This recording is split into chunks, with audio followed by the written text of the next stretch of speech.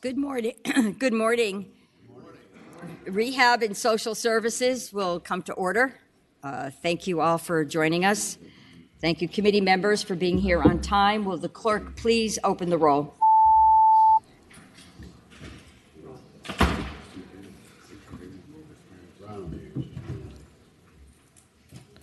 You have a quorum, Madam Chair. Thank you.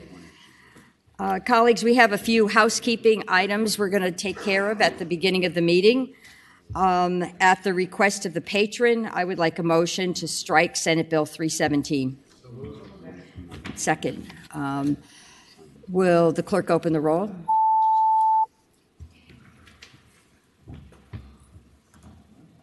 Ayes 10, no 0. Thank you. At the request of the patron, I would like a motion to strike Senate Bill 416. And okay, a motion's been made and seconded. Will the clerk open the roll?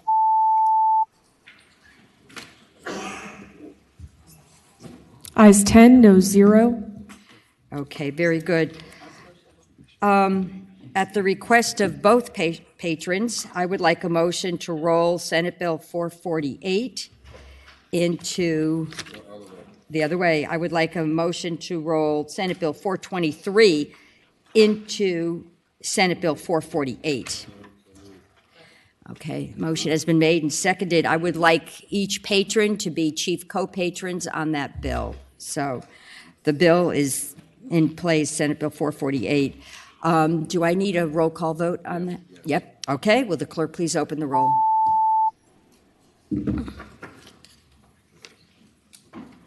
Ayes 12, no 0. Okay. The first item on our agenda is our cannabis report. And we have a substitute before us, do we not? David May, is it on the electronic or is it? Yes, Madam Chair.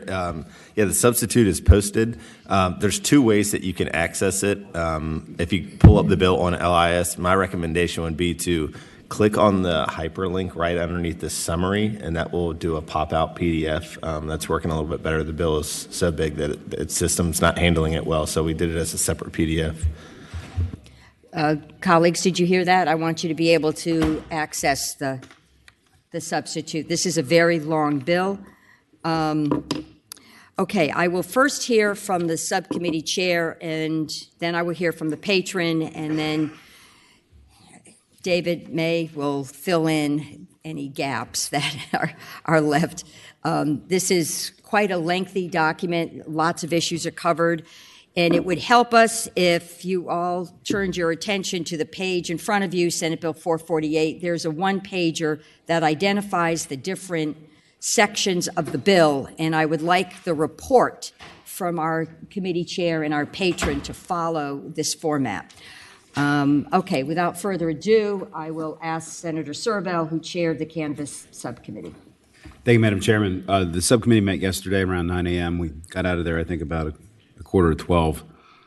We basically broke the hearing into a series of pieces where we, first of all, talked about the structure of the bill overall, and then we broke it down into a hearing on different subject areas. Of course, we had, I would say, at least 8 hours of hearings about this about 2 years ago when we looked at it, and then more last year. But first of all, we did not talk about was anything that's listed under Romanet or number 1 here, the criminal provisions. That's going to be saved for the judicial. This bill will be referred to the Courts of Justice. Right. Yeah, Courts of Justice Committee, and then we also did not talk about anything about tax rates or the disposition of revenues. That's all for the Finance Committee. So basically, what we focused on was everything mostly on your table of contents, which is line 4, 6, 7, and 9, I guess. So okay. On Romanet number 4, we had a lot of conversation about equity. I would say it was probably the bulk or the largest chunk of the discussion in the meeting was about the equity provisions. And I'll just say, first of all, we elected to use Senator Rouse's vehicle as opposed to Senator Evans because there's some big differences in terms of timing and structure, and we've elected to use that as the vehicle. There's a version similar to Senator Evans' version in the House of Delegates, which we're lucky to see come over, and the Senate approach, we think, sort of puts us in the maximum position negotiate this. But the equity provisions, basically you have to meet 3 out of 5 different criteria in order to meet the equity provisions. The biggest one has to do with the person being from having lived for the last 3 of the last 5 years, I think it is. Yeah, in a economically disadvantaged community, which is a definition contained in the Virginia Clean Energy Act, which has to basically do, I think it's 80% of the average median income of the community, or is designated as an opportunity zone, which is from a federal law. We have 5 types of licenses. Off the top of my head, I want to say they are cultivation license, a manufacturing license, a retail license, a transportation license, and I believe there's a license for laboratory testing, I think is what the 5th one was.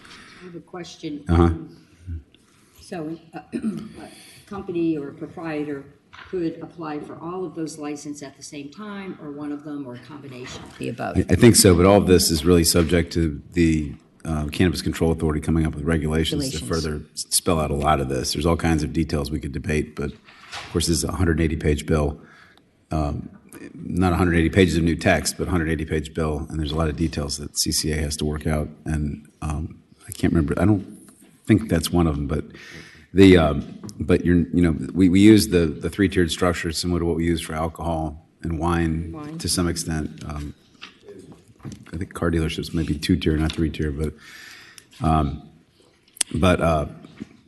you're not allowed to be a controlling owner of at different tiers. You're allowed to be invested in different tiers, but not a controlling owner. And we had some discussion about that as well. And that would be related to the licenses and how they're administered, how they're granted. Yeah, that's right. So we talked a little bit about conditions for which the license can be denied or revoked. Right now, I think it's if you have a felony or a conviction involving moral turpitude, you're barred from applying for a license if it's been within the last 7 years. There's some leeway where the commission is allowed to exercise some discretion about granting a license based on some circumstances. The testing, labeling, packaging provisions are a lot of new text. They're mainly modeled off existing sort of food law, like alcohol and the hemp bills, things like packaging, child-proof packaging. There's a warning label that has to be on it. And the limits, we had some discussion about limits as well. I think we went with, was it 10 milligrams? Or? Up to 10. Yeah, up to 10. So the CCA has the authority to adopt regs up to 10 milligrams per package, which is the standard that we talked about, which we think is sort of more consistent with the modern manufacturing practices around the country. But if the CCA chooses to go lower than that, they can. The Board of Health has to approve any kind of rules about that. And then the last thing I'll mention, one of the last things, the referendum. There's an option for a locality to opt out. If a locality doesn't want to have these establishments in their locality, they can have a referendum to opt out. Otherwise, they're in. And there's language about that. And then there's one quick question. Does the Board of Supervisors have to decide to put the referendum before the voters to opt out? Yeah. Okay, so it's not an automatic. Got it. No, there's not going to be 400 referendum. The board has to decide. So that's basically the guts of it. There was also, I think, a provision in the enactment clause that was brought to our attention that prohibited members of the General Assembly from participating in this, and that was something that I didn't think we should be setting a precedent on that, or else who knows, the next time we might see that. We're a part-time legislature. This is all a part-time job for us, and I think restricting the General Assembly's members' ability to, participate in any industry or whatever is not something we've ever done before. I don't think, and I just didn't like that. We took that out of the bill. So, Madam Chair, I think that's basically what the bill does. I think we made a lot of amendments. I think Mr. May, the substitute that he's prepared, I think reflects our amendments, right, David? Okay. So, having said that, I would move the committee's report. I'm sorry. I'd move to the substitute. Right. I would move to report and re-refer the substitute to the Senate Courts of Justice Committee, where the criminal provisions can be reviewed, and then it'll go on to Finance. Okay, I will accept that motion at this time, but I'm going to ask for others to speak. Okay, the motion is to report the substitute and to re-refer to Courts of Justice. Second. And there's a second. Before I ask the clerk to open the roll, I would like a little bit more discussion. Senator Rouse, this is your bill and your substitute. Would you like to say anything? Thank you, Madam Chair. I think Chair of the subcommittee, Senator Silville, did a great job of breaking down into sections. We had a very informed conversation, and just simply, I think just this bill is just a culmination of all the work that many folks had the opportunity to get this structure. Again, and just want to reiterate, this is just the first step in a much longer process. And I think Senator Silville did a great job of explaining and breaking down what happened yesterday. That's all, Madam Chair. Thank you. Thank you, Senator Rouse. David May, would you like to fill us in on some of the highlights of that conversation, because you actually had to draft the changes? I'm taking a little bit of time on this. This is a large bill. There were only a few members on the subcommittee, which was fine, but I want all of you to have a sense of the magnitude and the issues that are covered in this bill. David. Madam Chair, so as far as the actions taken in and since subcommittee, I can go over those briefly. There was a provision in there in the equity criteria about veterans of the armed forces. We added some language to note that they were discharged in a manner other than dishonorable. We limited the number of testing licenses that can be issued. There was some testimony about concerns that if you have too many testing facilities, then places will they'll shop testing facilities until they find a place that'll basically give them the results that they want. So we kind of dished that to the CCA to come up with the appropriate limit instead of choosing a number. Like Senator Servo said, we struck the prohibition on General Assembly members obtaining a license. We modified some language regarding prohibitions on the granting of licenses. There was a provision that said police officers that have police power within the jurisdiction where a marijuana establishment would be located were not allowed to obtain a license. We broadened that with some terminology that we worked on, and Senator Servo has seen that basically says that any police officer, local or state police, cannot obtain a cannabis license. There were a couple little technical fixes, one of which was terminology related to cannabis oil versus cannabis product in the tax section that's been updated. And we also removed some language in there to make sure that we had continued existence of the Cannabis Equity Business Loan Program and Fund that's existing law. So that's pretty much all the changes that have been made since the substitute that was posted yesterday.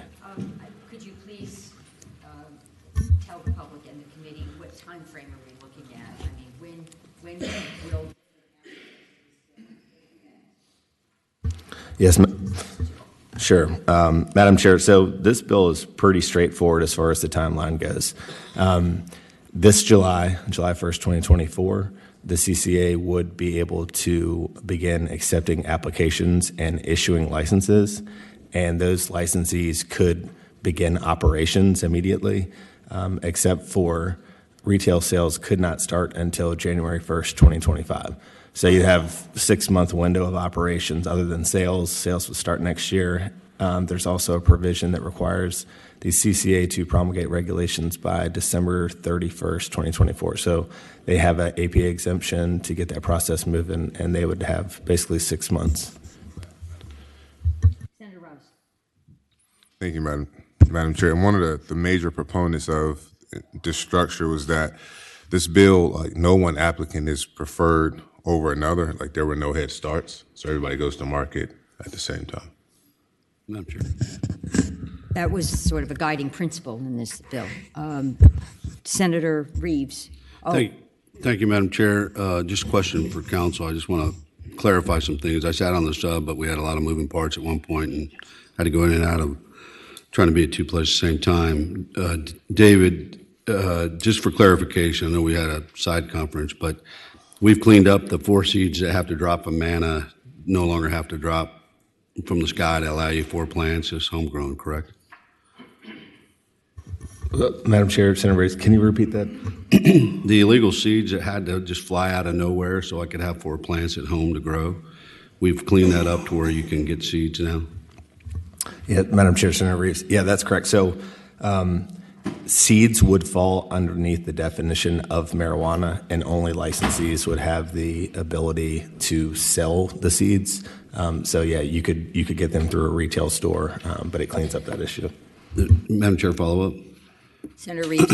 And David, there was discussion about line 4616 through 4619 that said, Title 3.2 Code of Virginia issuing license pursuant to the provisions of 4.1-1000 of the Code of Virginia is created by that act. However, no license authorized by this act shall be granted prior to July 1st, 2029 to any person who was a member of the General Assembly on January 12th, 2024. Did we strike that, or did that stay in the bill? So if I'm a member of the General Assembly, I can get a license and sell weed? That'd be correct. Thank you, Madam Chair.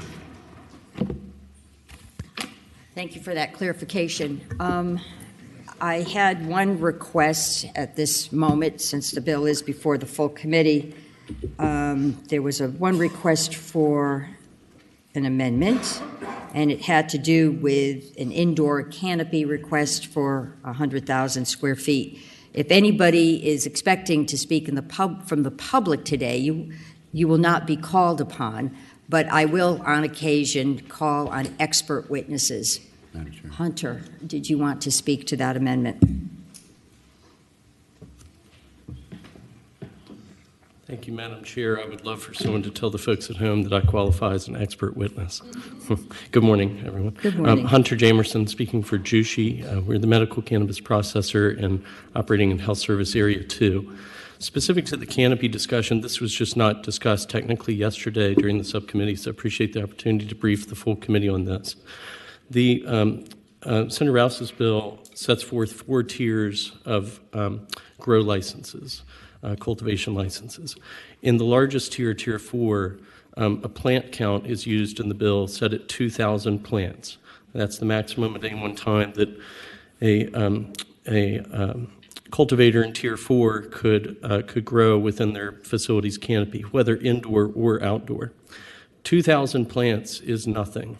2,000 plants will not even begin to address the illicit marketplace. In the medical cannabis program, we utilize 12 plants per patient just to extract the medicines we need. 2,000 plants is nothing. No other state utilizes a plant count in a successful adult use marketplace. In most other states, the canopy limit for the largest tier is 200,000 square feet of floor square footage. That's a very common standard. Our facilities in the medical cannabis program are landlocked. We had to build where we built. We can't build anywhere else. Our facility footprints assume market standards for these canopy limits. 100,000 square feet is not only far short of those market standards, it's an eminently reasonable square footage for canopy, not only for the vibrancy of our businesses, but to even begin to contemplate addressing the illicit marketplace. Now, we are only 4 of the licensees in the cultivation space. There will be many more, but we will never get where we need to be at 2,000 plants. We need to use a market standard like 100,000 square feet of floor space for a canopy. Thank you. Thank you. I think this is something that maybe the CCA can deal with in the regulatory process. Senator Rouse, did you have a comment? Yes, Madam Chair. I don't consider it a friendly amendment. I think it undermines what we're trying to do in terms of supporting small businesses. I think plant count is easier to track, and it allows for more flexibility for small businesses. So, again, Madam Chair, the CCA most certainly can address this. But as a patron of this bill, I do not consider it a friendly amendment. Thank you. Okay, I will take one other speaker, expert speaker on this. Hi, my morning. name is Chelsea Higgs with Marijuana Justice. I just wanted to bring to the attention of the committee that with our medical folks right now, as we are looking at the balance, they do not have a canopy limit. So as we are looking for what we're doing in adult use, it's important to just compare and make sure we're not limiting our adult use and allowing other folks in the market to continue to go on. I would really suggest putting this to the CCA to maybe look at the square foot or the canopy of that is current existing with our medical folks and be able to come up with a good idea whether it's plant count or square feet, but it's important to look at the current model and who is able to grow and how much and if they have any limits. I think that's where we're heading. Mr. May, did you have a comment? Yeah, Madam Chair, I would just add that it sounds like that may be the compromise is just to kick it to the CCA to allow them to come up with maybe a different framework for the medical companies that have the different medical facility where they would also be operating. But in order to do that, we'd probably just have to put something small into the bill that allows the CCA to deviate from the terms in 4.1-800 where we have all the plant counts. Senator Rouse, I think if we might need language to allow CCA some flexibility to determine about the inside canopy, that might be a good idea. My expert can come up and speak. Madam Chair. Mr. Habib. Madam Chair, members of the committee, Greg Habib with Gentrilock here on behalf of the Virginia Cannabis Association. I'd suggest an option would be an enactment clause that directed the CCA to study and report back to the General Assembly about the propriety of canopy caps as it relates to the medicinal providers, and that would give you all the information to then make that decision in the future, as opposed to simply delegating them the authority to override what you've done by code, have them bring back that information, which is normal. There's other places in this bill where we've directed them to report back to the General Assembly. So I suggest that would be a good way to get all that information before this body. Thank you, Madam Chair. Colleagues, there's So moved, there's Madam an Chair. option before. So we are moving Mr. Habib's suggestion? Yes. Okay, so we have a motion before us with a substitute and that will be re-referred to courts of justice. Can we amend that motion? Senator Servell. Yeah, I move what You want to Mr. make an Habib amendment, suggested in amendment concept. to the substitute. Okay, and there's a second. Okay, colleagues, I think we're going to conclude this conversation. It's going to continue. There'll be two other committees looking at this bill, Courts of Justice and Finance. I'm sure you'll continue to get information from stakeholders. We are working very hard to establish a framework that articulates a set of values on how we want this market to evolve. We have a framework where there's equity issues, there's a limitation on licenses, and there's a fair amount of authority delegated to the CCA, which they bring knowledge and technical expertise to this. So now that we have a revised motion, if anybody has any questions, now is the time to raise them. If not, I'm going to ask the clerk to open the roll.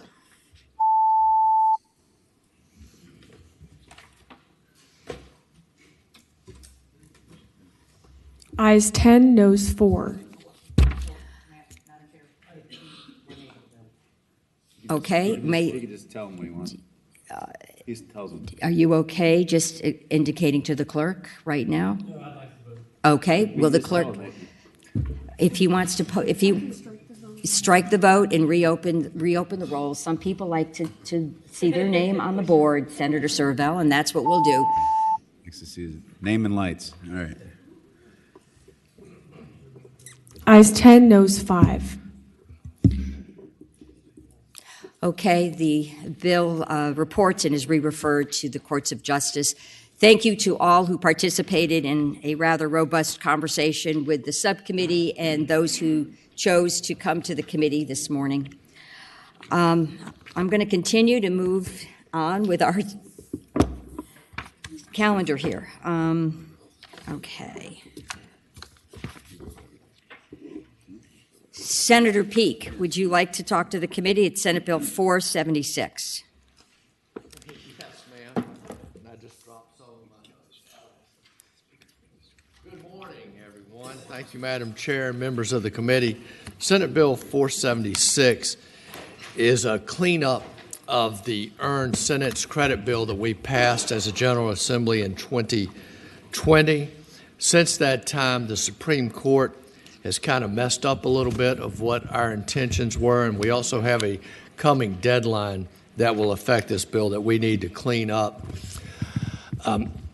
It's inchoate offenses, which I've been a lawyer for 35 years. I had to go look it up again. Means incomplete offenses or conspiracies or attempted offenses. And what has happened is the Supreme Court had a ruling in the case of Priest v. Clark that excluded these attempted violent crimes from the earned sentence credits. When we originally passed it in 2020, we excluded violent crimes of capital murder, robbery, and carjacking. But after the Supreme Court case in Priest, since those offenses were not completed, they've said that they are entitled to these earned sentence credits. And the reasoning is, for us to bring this bill is, just because you shot an officer and didn't kill him, you should not be entitled to this extra earned income or earned sentence credits. If you attempted to carjack someone but were not able to complete it, you should not get these earned sentence credits. And if you attempted a violent robbery, you should not get these credits. So that is one portion of the bill, because these are, if you're attempting to kill an officer, attempting to do this, engaging in a conspiracy to do this, and so it's only applying to those three extremely violent types of crimes when they're attempted. Of course, if they're completed, you wouldn't get them anyway. So there's no reason to distinguish between the attempts and the completed crimes. Another portion of this, if you are serving dual sentences, one for one of the violent offenses that does not allow earned sentence credits and a nonviolent offense, the bill originally said you do not get the earned sentence credits if you have one of the violent offenses. There's some indication from Supreme Court and some case law that they might allow earned sentence credits in cases when they're serving a dual concurrent sentence for both a violent crime and a nonviolent crime. That was not intended to be in the bill, but the way we had it, it expires on July 1st, 2024. That ended up being in the budgetary language. So we're cleaning up that part of the bill based on court rulings that if you're serving violent and nonviolent, you don't get the earned credits. And the other is if you attempted to commit one of those three violent crimes, kill an officer, robbery, carjacking, you are not going to get these extra earned sentence credits. Pretty straightforward. Public safety. And we have some people to speak in favor. For, I guess, first Thank you, Senator Peake. Yes. Do you have folks who would like to speak in favor of the bill? I do. Okay. Do we have any? They will come up. Would you please limit your comments to 2 minutes? Good morning, Madam Chair. Good morning. Members. My name is Brandon Robleski, Senior Assistant Attorney General. The Attorney General supports this bill. It's designed to close some technical loopholes that have arisen in litigation that the Attorney General's office has been involved in. I hope it will be the will of the body to report this bill. Thank you. Okay. Is there anybody else in the audience wishing to speak in favor? Is there anybody in the audience wishing to speak in opposition to the bill?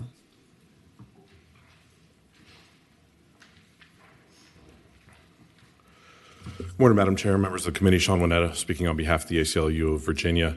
A couple things I'd like to point to, and there was an example made of that if you shoot an officer and and don't kill them, that you would not that you would still be eligible for these credits, but you would be guilty of malicious wounding, which is actually one of the things that actually excludes you from this program. So that's already captured as how the code's already written. The ACLU of Virginia has successfully litigated this case, as you mentioned, in Priest v. Commonwealth. Mr. Priest is now a successful business owner in the community. We further brought a per-year case, per-year versus Clark case, where the department actually agreed with us and further led to additional releases. Just as recently as the 10th of this month date, we gavelled into session, argued the Garcia Vasquez case, which we're still awaiting a decision on. We do oppose this bill. This program, the Young Sentence Credit Expansion, has been incredibly successful. Rather than attempting to roll it back, we should be exploring expanding the program because of the success that it has realized. Again, we do oppose this bill and ask the body to do the same. Thank you. Madam Chairman, I had a question. Senator Servo. Thank you, Madam Chairman. Mr. Winetta, did I hear you say that there's currently a case pending litigating some of the issues reflected in the statute? Yes, Garcia Vasquez, yes, sir. Just argued on the 10th, I believe. Sorry, just argued when? Garcia Vasquez was argued on the 10th of this month. Okay. Thank you. So that may be a reason to delay this bill, see what the court ultimately decides. Madam Chairman, I have a question for the patron. Okay, we will take Senator Servel's question, and we do have a few speakers online. Senator Servel. Senator Peake, I'm sure you're aware that this was legislation that was drafted by and I would say aggressively pressed by the Speaker. Have you talked to him about whether he thinks this is a good idea? I have not talked to the Speaker. Madam Chair, Senator Servel, I figured I better get it through the Senate before I went over and talked to the House. Okay. But I would submit, Madam Chair, Senator Servel, I think this is entirely consistent with what the purpose of the bill was in 2020 when he passed it. First of all, the bill included in the budgetary language that you would not get earned sentence credits if you committed one of the violent crimes and a nonviolent. That's something that's set to expire on July 1st, 2024. So to remain consistent with what the Speaker had in his bill, we need to pass this bill to make sure if you did one of the violent ones and a nonviolent, you don't get the same number of credits. Then I will say, I think it was just overlooked that, and of course we had no way to know that the Supreme Court would rule that way, that if you shot at a police officer and missed him, so Mr. Sean said, if you hit him, it's malicious wounding. Say you shoot at him and miss him 3 or 4 times, don't hit him, so there's no malicious wounding, it's an attempt. That is the in-code offense. So you can shoot at him, miss him, and you're going to get the earned sentence credits just as though you had never attempted to murder a police officer. Do you support our police officers or not is kind of the basis of this bill. I think we understand the bill, Senator Peake, but thank you for your patience. Senator Servo. I mean, I appreciate you like to cite the police officer example. I just want to point out that aggravated murder applies to a lot of other things besides that. But this also has a fist on it, about $160,000. I was just curious if you you understand that it's going to cost additional money to taxpayers to do this. And we've actually been shutting down prisons, and I think 4 different prisons. It's going to save us about $70 million a year in part because of the policies reflected in this bill. You recognize that, right? Madam Chair, Senator Serval, the reason I cite that because that's the Priest case is where a prisoner attempted to shoot police officers. So that's kind of why thank it's you. on the Okay, let me move to the top of the list. speakers on the virtual platform. How many do we have? We have one speaker, Madam Chair. One speaker. Okay, we will open the platform. Could you please keep your comments to 2 minutes or less? Thank you, Madam Chair, members of the committee. Taj Mayenheft with the Humanization Project. We strongly oppose this bill because it is simply a backlash against change that has been working. Senator Peake, could you move so we can see the screen? Sorry. Thank you. Go ahead.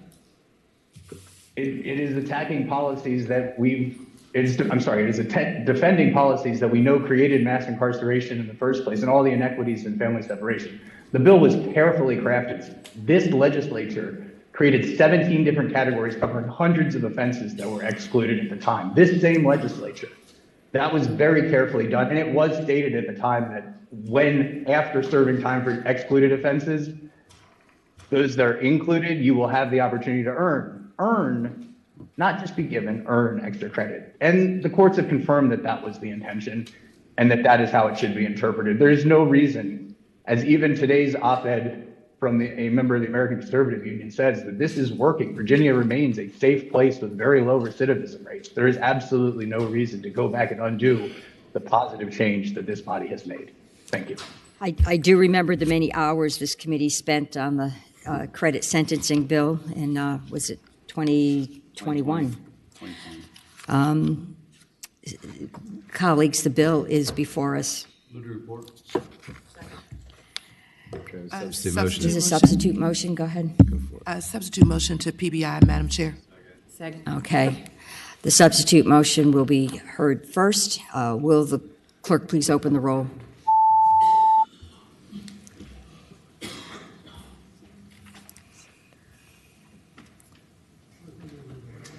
Ayes 9, noes 6. Thank you, Madam Chair. Thank you, Senator Peake. Is Senator Deeds? Senator Deeds is here.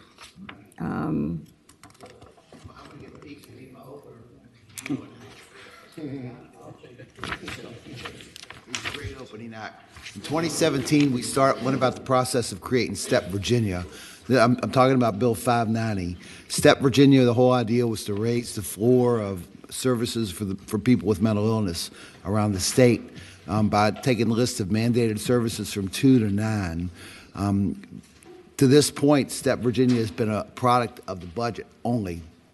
So when we go to measure it, we have imperfect tools because we don't have any standards, and we're trying. The purpose of this bill is to codify STEP Virginia so that we can better measure its performance in the future. There are some amendments that I think that the Department of Behavioral Health has requested. I think that you've got those, don't you?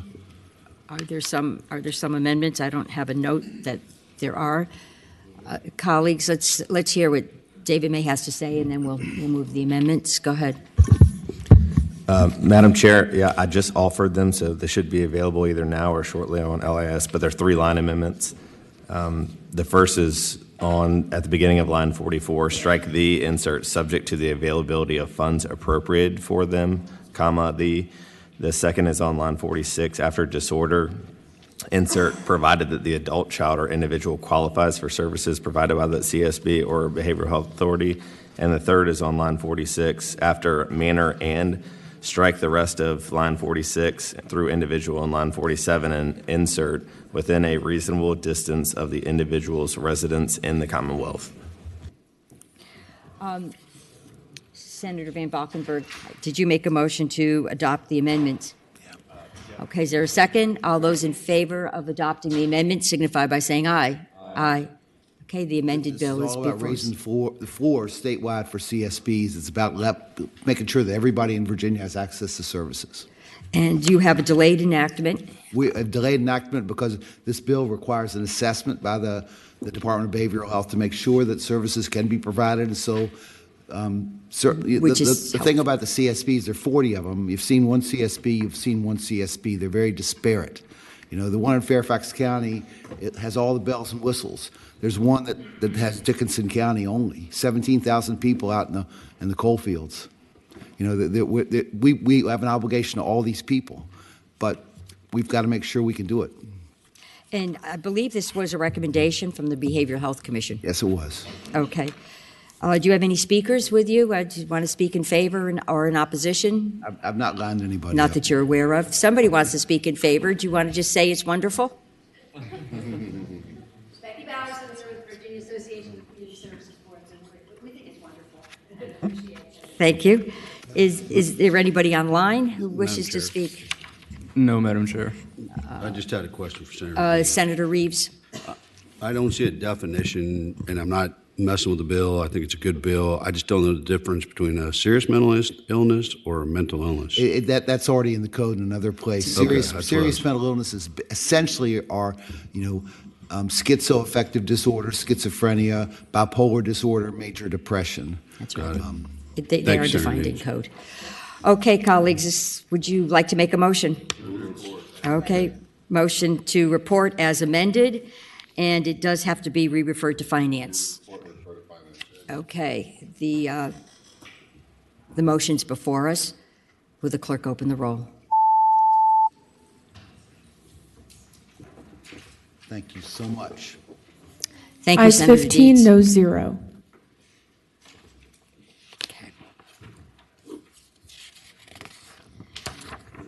Okay, is Senator Bagby here?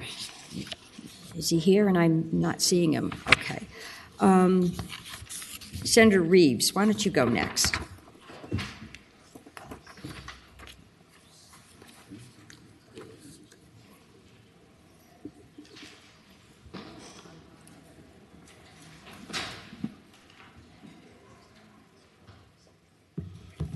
Thank you, Madam Chair. I have Senate Bill 658 before the committee.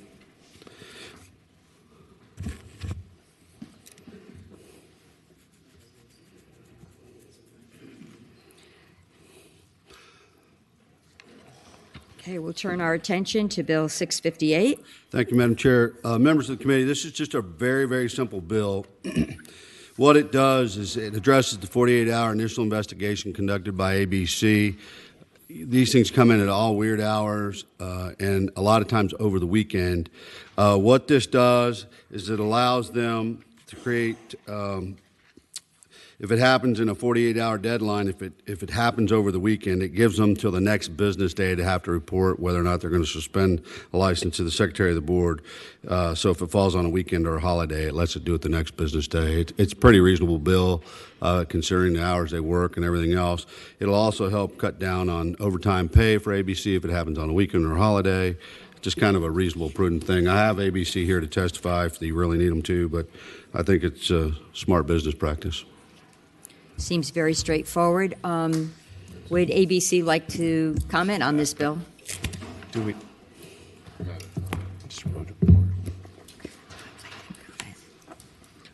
Good morning, Madam Chair, members of the committee. John Daniel with Virginia ABC. I think Senator Reeves has said it all. We support this bill. It's a very helpful tool for us, given the unfortunate and extreme nature of some of these acts that we see on weekends at licensed establishments, and to have additional time to button up that report with local police and others would be very helpful. So thank you for your Okay. time.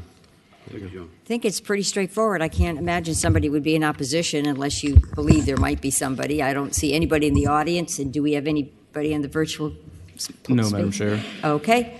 Yes, Senator Van Valkenburg, motion has been made to report, and there's a second. Will the clerk please open the roll? Thank you, Madam Chair.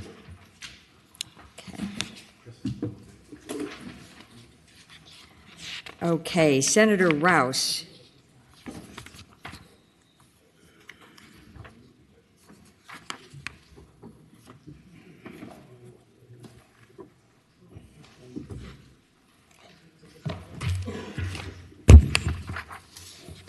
Thank you, Madam Chair. Members of the committee, what I have before you is the Cocktails to Go bill. As you remember, a bill which will remove that the July 1st, 2024 sunset for Cocktails to Go for Virginia restaurants and extend that sunset until July 1st, 2026 for third-party delivery partners. This bill represents the work of a broad coalition of industry stakeholders working in collaboration with Virginia's ABC, representatives from the Virginia Restaurant, Lodging, and Travel Association, the Virginia Spirits Association, the Distilled Spirits Council of the United States, Uber Eats, as well as the R Street Institute, among others, worked on this bill. Cocktails to Go was originally instituted during the COVID-19 pandemic to provide a tool for restaurants struggling through the clear struggles of the pandemic. 37 states across America instituted such laws, and 23 of those states have already made their own Cocktails to Go statutes permanent. And according to a report to the ABC from 2023, restaurants' compliance with the applicable regulations is very, very high and nearly in line with the compliance rates at the ABC's brick and mortar rates. And while there are improvements still to be made in the compliance rates for third-party delivery partners, both stakeholders and the ABC are committed to using the 2-year extension to make them. This bill will bring parity for Cocktails to Go with the already working beer and wine to go portions of the statute, which are already permanent, and I am not aware of any opposition. Anybody who wishes to speak in favor of this bill? I know this was a compromise strategy. I thought it was necessary during COVID, and we implemented it on an emergency basis. Would you like to comment in favor of the bill? Good morning, Madam Chair, members of the morning. committee. Tommy Herbert with the Virginia Restaurant, Lodging, and Travel Association. We're very grateful to the patron for working with us and appreciate the opportunity to speak before the committee today. As the patron mentioned, 37 states, a vast majority of the states in the nation, passed some form of this over the course of the pandemic. It was an absolutely crucial tool for our restaurant owners to be able to stay open. And what we've found is that even coming out of the pandemic, it is an excellent, excellent tool to help folks in an industry that on the best day sort of hovers between 3 and 5% as a profit margin. And so this is an incredibly important tool. We're very grateful for the third-party delivery folks who you'll hear from later working with us to help improve their compliance atmosphere. And we're grateful for ABC for being willing to work with them and study this in the off-season. And so we are grateful for the patron, and we hope you will look favorably upon the bill. Thank you. Madam Chair, members of the committee, Robert Melvin from the R Street Institute. We also want to thank the Senator for bringing this measure forward. We think that it's incredibly important. It's really taken off ever since COVID. It was one of the few things I would say that came out of COVID that we can all agree was pretty beneficial overall. And 78% of Virginians would tend to agree with me, and they support making this permanent. And for those reasons, we ask you to pass this measure. Thank you. Good morning, Madam Chair, members of the committee. Randy Pearson with Two Capitals Consulting here today on behalf of the Roanoke Chamber of Commerce. I'd echo the previous comments and just say we are very grateful to the Senator for carrying this bill on behalf of restaurants across the Commonwealth and in our community, and we hope you'll support the bill. Thank you. Cindy DeFranco with the Virginia Spirits Association. We very much appreciate Senator Rouse's support, not only for this bill, but all of his work he did on City Council in Virginia Beach during COVID to promote tourism and get the restaurants back open. Thank you. Good. Madam Chair, members of the committee, Ross Scrogg with Kemper Consulting on behalf of the Distilled Spirits Council of the United States. I don't need to say anything else. We support the bill. Thank you. Thank you.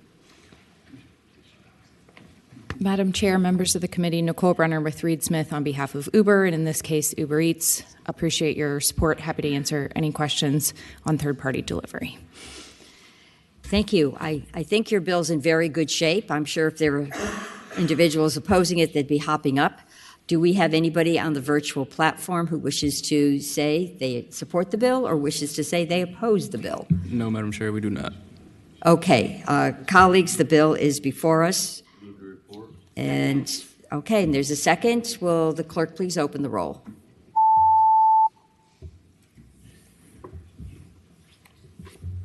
Ayes 15, no 0. Thank you, Madam Chair. Okay. Very good. I would like a motion at the request of the patron, Senator Bagby. He's asked that Senate Bill 719 go by for the day. And there's a second. All those in favor signify by saying aye. Aye. Okay, that's done. Senator Rouse, is there anything more you need to present regarding the subcommittee on alcohol? According to my notes, we've completed the alcohol agenda. Yeah, we have. Okay, very good. Just wanted to make sure.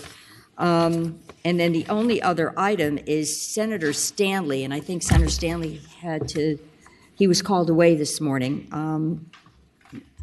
Did you want to present? You had the same bill. Did you want to present Senator Stanley's bill? I'm happy to try to present it. I think there's a movement afoot with our bill that will encapsulate Senator Stanley's bill because this has to do specifically to Floyd County, but I believe my bill is the cleanup bill that'll roll it in there. I'm looking at Senator Rouse. Madam Chair. Senator Rouse. We had 3 similar bills that day in subcommittee. And I believe Senator Reed's bill would tackle all of those bills. We just heard them separately, and this looks very similar. So, Madam Chair, I think I'm making the right motion if I say I would move to roll Senator Stanley's 724 into my Senate bill. Stand by. That was the one we just voted on in the Senate. Just in case. Yeah, Madam Chair, I'm thinking we might want to just report it out and then we'll work it deal out with as we get over to the other side. Yeah. Okay, so since Senator Stanley is not here, we're not going to take up the bill. I will move it to the next week's docket. Very fair. According to my notes, we have completed the docket for this morning, unless David May tells me otherwise. Okay. Thank you, colleagues. Maybe you can take this extra time and read the cannabis bill. I would like a motion to adjourn. And there's a second. All those in favor signify by saying aye. Aye. Anybody opposed? No. The Senate of Virginia, Richmond, Virginia.